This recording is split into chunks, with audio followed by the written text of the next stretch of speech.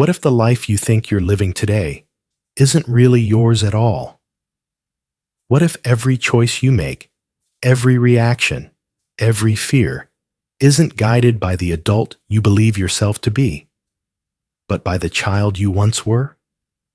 Have you noticed how the past refuses to stay behind you? You tell yourself, that was years ago. I've moved on. But then something small happens. A glance, a silence, a rejection, and suddenly you're right back there, feeling the same ache, the same panic, the same loneliness you thought you left behind. You wonder, why does this keep happening? Why can't I let go? And maybe, secretly, you're afraid of the answer. Because what if the truth is this? You never escaped the past at all. You've been carrying it with you, living inside it, performing it again and again, like an actor who can't step off the stage. Freud once said, the psyche clings to unfinished moments. When something wounds us and remains unresolved, a part of us becomes frozen there. He called this fixation. And he believed that much of adult life isn't truly adult at all. It's the child in us, stuck at the point of pain, dragging us back into the same scenes, the same mistakes, the same longings we swore we'd never repeat. Jung deepened this picture. He said the psyche doesn't simply freeze, it fractures. It splits off fragments of experience, clusters of emotion and memory he called complexes. And those fragments are not silent. They live on like little personalities within us, each with their own agenda, their own voice, their own will to be heard. The past doesn't just haunt you as memory. It haunts you as characters inside your mind, actors who never left the stage. Think about your own life. Why do you sometimes feel like a child again, even in the middle of your adult relationships? Why do you overreact?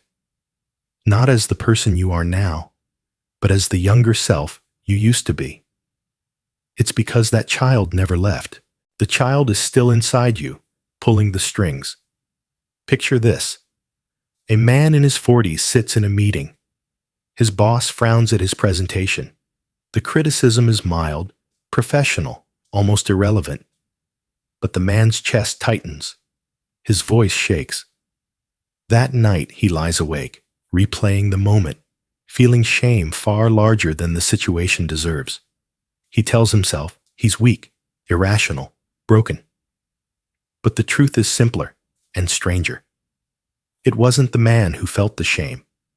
It was the 10-year-old boy he used to be. The boy who was humiliated in front of the class. The boy who learned that being noticed meant being hurt. That boy woke up in the boardroom. That boy spoke through him. And until the man recognizes it, he will live the same scene again and again. Or imagine a woman in a relationship.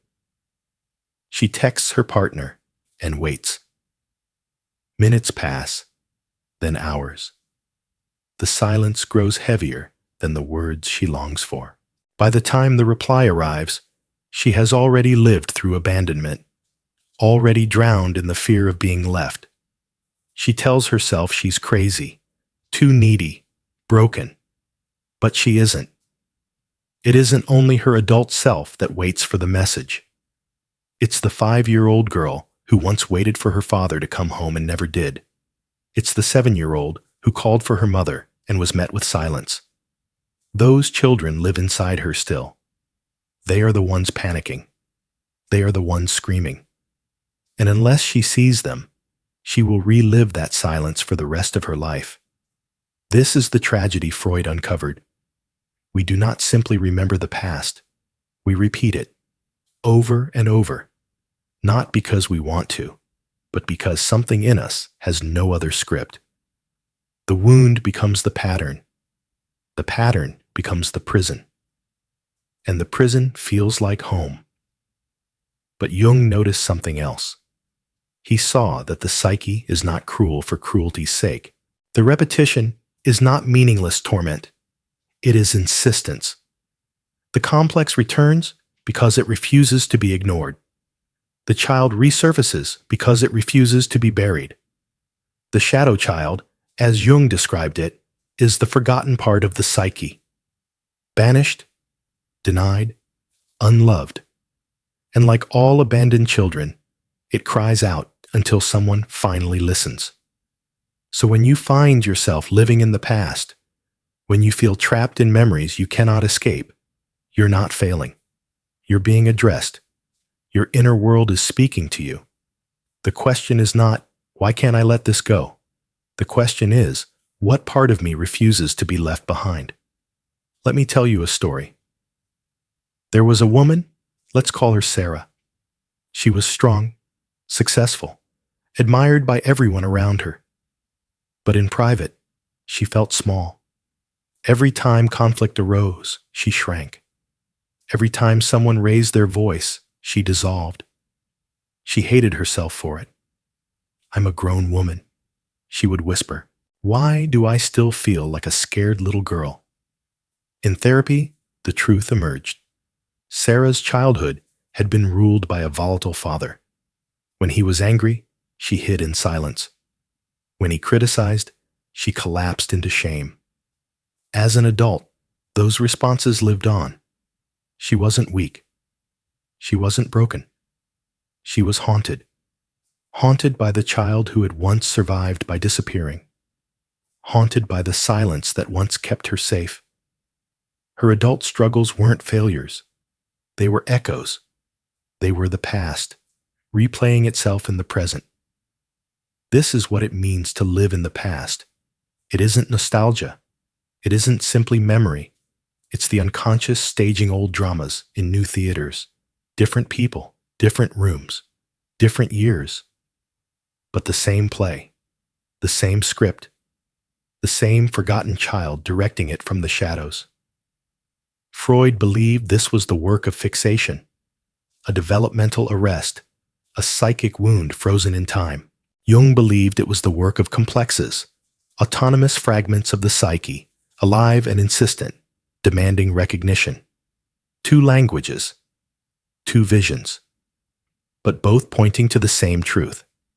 You are not only who you are today, you are also who you were then. And unless you turn toward that truth, the past will go on living through you. So when you catch yourself stuck in the same arguments, the same fears, the same patterns, remember this. It isn't just habit. It isn't just bad luck. It's history. It's memory. It's the inner child, the shadow child, speaking through your present life. And maybe the real question is not, how do I stop living in the past? But rather, how do I finally face the past that lives in me? You already know the feeling. You're in the middle of an ordinary moment, yet suddenly it feels like you've been pulled backwards. A conversation spirals into shame. A silence awakens panic. A single word, a certain look, and you are no longer here. You are there. Back in a room you thought you left behind. Back in a moment you swore you had escaped. This is how the past survives. It does not remain in photographs or history books.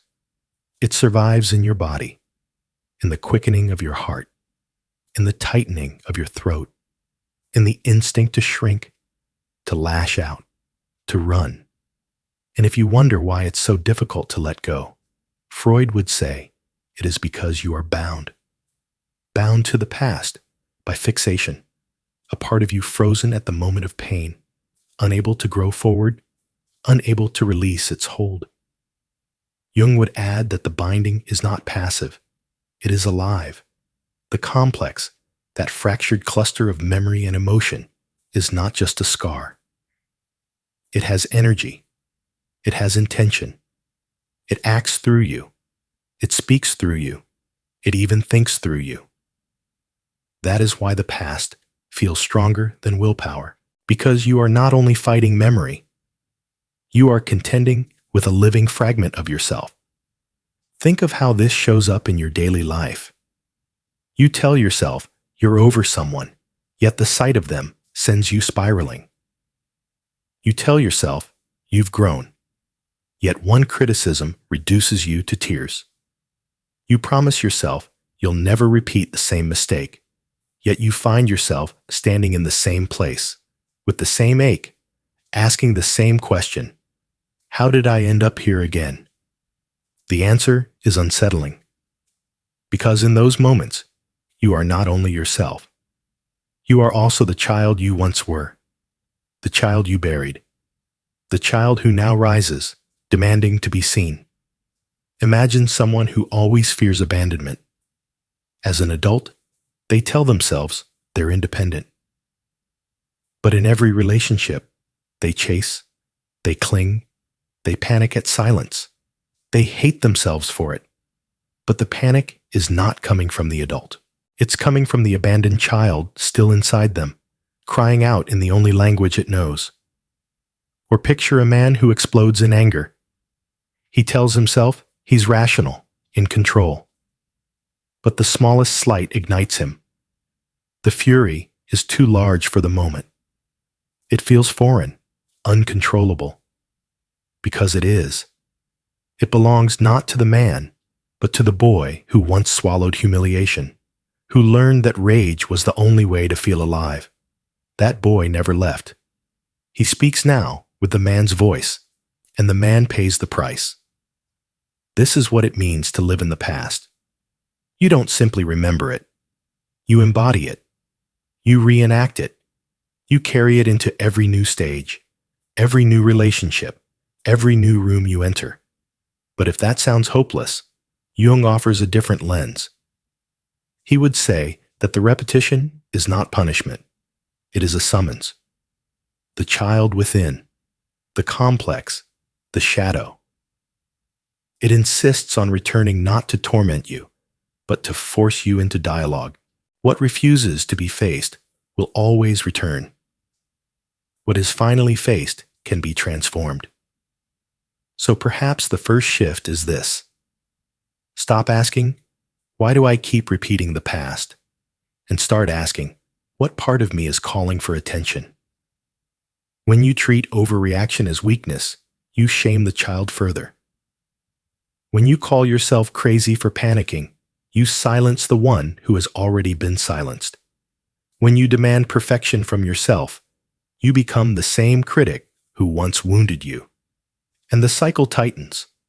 The complex grows louder. The child screams harder.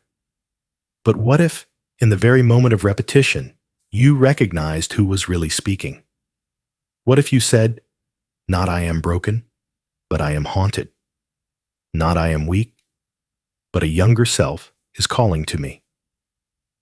This is not an easy shift, because the child's voice doesn't arrive as memory. It arrives as raw emotion, the sting of shame, the heat of rage, the icy silence of abandonment. In the middle of the storm, it feels like now. It feels like truth.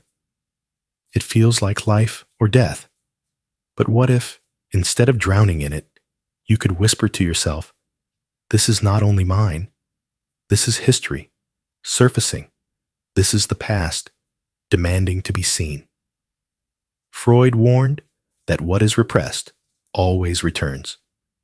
Jung reminded us that the unconscious does not return to harm us, but to complete us. The child resurfaces because the child is still alive. And until you turn toward that child, the past will go on ruling your present. So imagine what might happen if you stopped running from it. Imagine that every time the old ache rose, you treated it not as an enemy, but as a message. Not as proof of your failure, but as evidence of an unfinished story, a story that wants to be told, a story that cannot rest until it is heard. If the past refuses to stay buried, then the question is not how to erase it, but how to live with it in a way that frees you instead of binding you. Most people try force. They drown themselves in work. They numb themselves with noise. They build routines so tight that silence never enters, but silence always comes. And when it does, the voices of the past are waiting. The truth is, you cannot starve the child within. You cannot beat it into silence. You cannot shame it into maturity. Every attempt to suppress it only convinces it to fight harder. The only way forward is to turn toward it, to sit in the same room with it, to listen without running. This is where Freud and Jung part ways. Freud believed analysis was about uncovering what was repressed, bringing memory into the light of language. The story must be told. The silence must be broken. Jung went further. He believed that memory was not enough. You must meet the fragment itself, not as a fact from history, but as a presence alive within you. The child is not gone. It is still here, and it will speak whether you invite it or not. So how do you begin to face it? Not with violence, not with denial, but with dialogue. When the same thought spins, when the same shame rises, when the same rage ignites, you can whisper inwardly, "Who is speaking through me right now? What do you need me to hear?" At first, the answers will feel strange, half-formed, unsettling, a phrase you don't expect, an image that doesn't make sense, a memory that arrives like smoke. This is how the unconscious speaks, not in clear sentences, but in fragments. And if you listen long enough, those fragments begin to weave a story. Imagine writing it down, a page filled with the child's words, raw, angry, afraid, not polished, not polite, just truth. The truth you never said, the truth you swallowed decades ago. And when you read it back, you realize the thoughts that once controlled you were never random noise.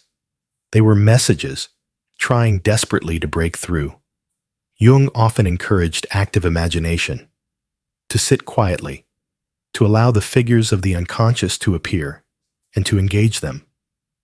It may sound strange, but think of it as a meeting with the voices that already live inside you. You are not creating them. They are already there. You are only listening. And what happens when you listen? The grip loosens, because what was once screaming for recognition no longer needs to scream. The complex begins to soften. The child begins to trust. The shadow begins to shift from enemy to ally. But listening is not the end, because the psyche does not heal in silence alone. It heals in experience. It needs proof that the story can end differently. That is why the past repeats. Not because you love it, but because the psyche is trying to rewrite it. Every time you are abandoned, the child hopes this time someone will stay. Every time you are criticized, the child hopes this time someone will defend you. Every time you feel helpless, the child hopes this time you will fight back. But if you keep reacting the same way, the ending never changes. The story remains unfinished. So what does healing look like? It looks like creating a new ending. Not grand, not perfect, but different. The moment you do something new, the script begins to shift. Picture a woman who always shuts down in conflict. As a child, silence was her shield. Now, every relationship suffocates under the weight of unspoken words.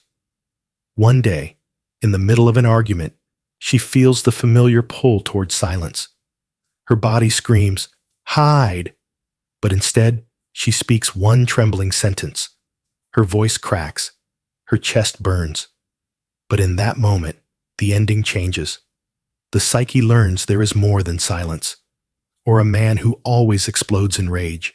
As a child, fury was his only weapon. Now, it destroys his closest bonds. One day, when the fire rises, he grips the edge of the table instead of striking. He breathes through the storm. And for the first time, the rage passes without destruction. The ending changes. The boy who once screamed finds another way to be heard. These moments are small, But the unconscious does not measure progress in size. It measures it in difference. Each different act is a fracture in the old script. Each fracture is a doorway, and each doorway is freedom. Still, the road is slow, because the past has weight, because the child has been waiting a long time, because the shadow does not surrender easily. You will resist. You will fall back.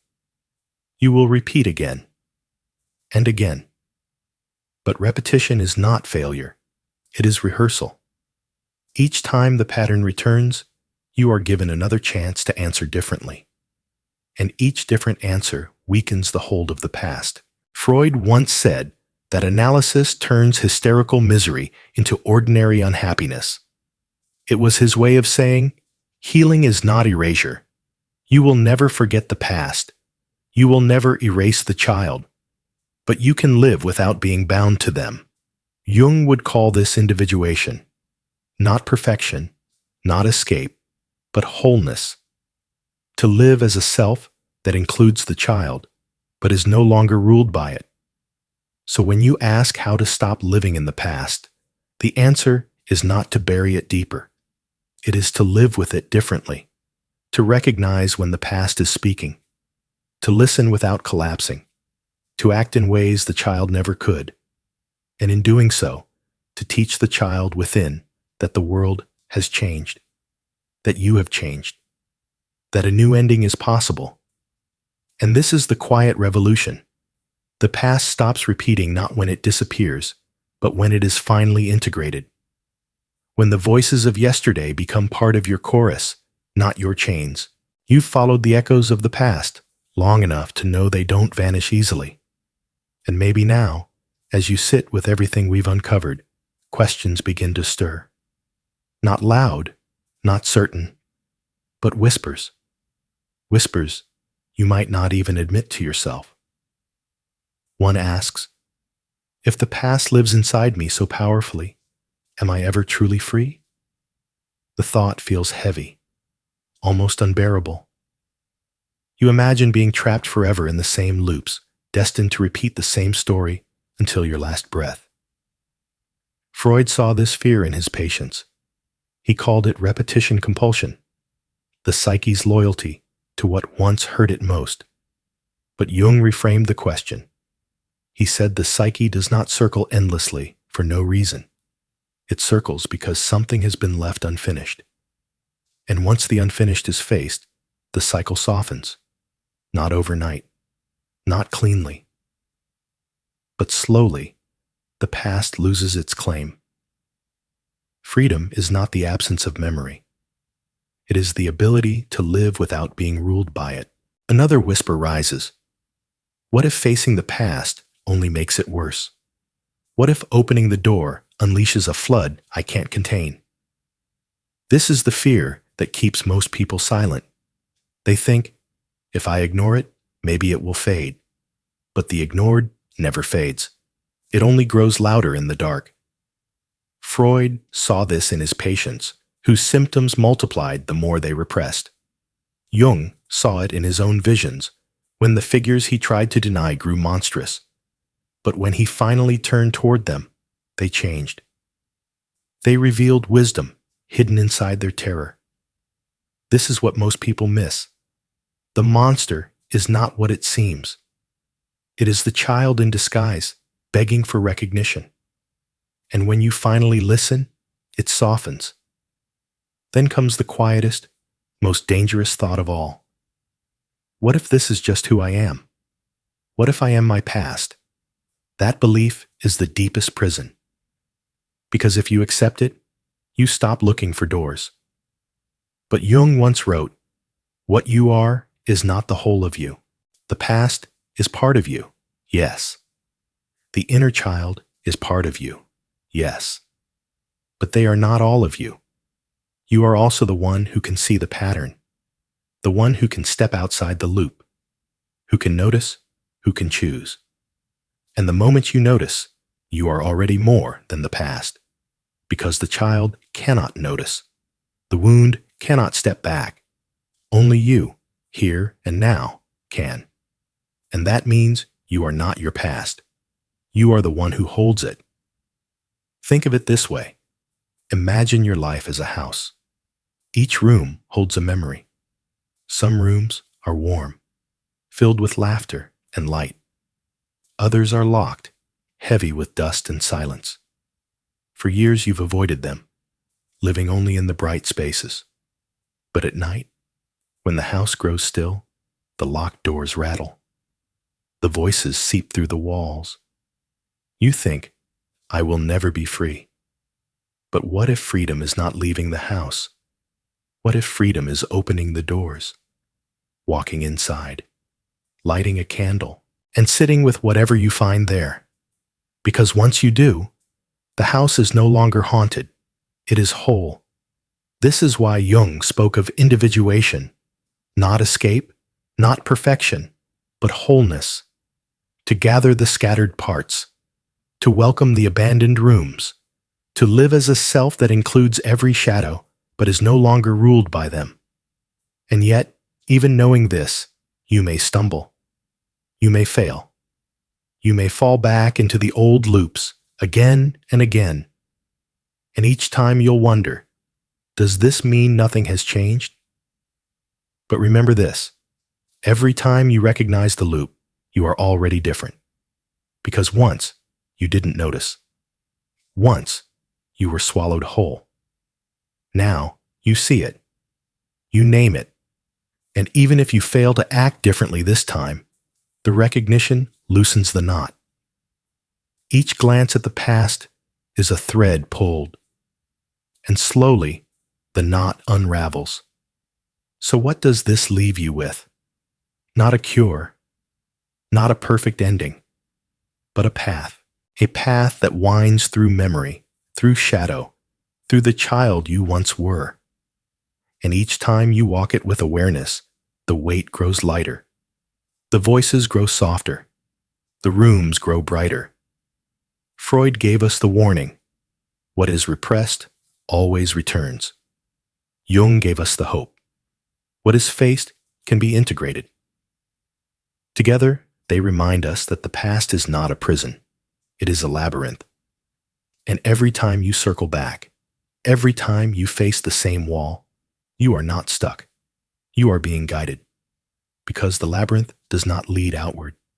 It leads inward, to the center, to the self. So the next time you feel yourself pulled backward, ask not, how do I escape? Ask, what part of me is rising? What story is demanding to be heard? Because the moment you ask, the door appears. And once a door appears, no prison is final. This is how you stop living in the past. Not by erasing it, not by outrunning it, but by recognizing it, by facing it, by allowing it to take its place among the whole of who you are. And in that recognition, in that fragile, trembling dialogue, the past finally loosens its grip. The child finally lays down its burden, and you, at last, begin to live.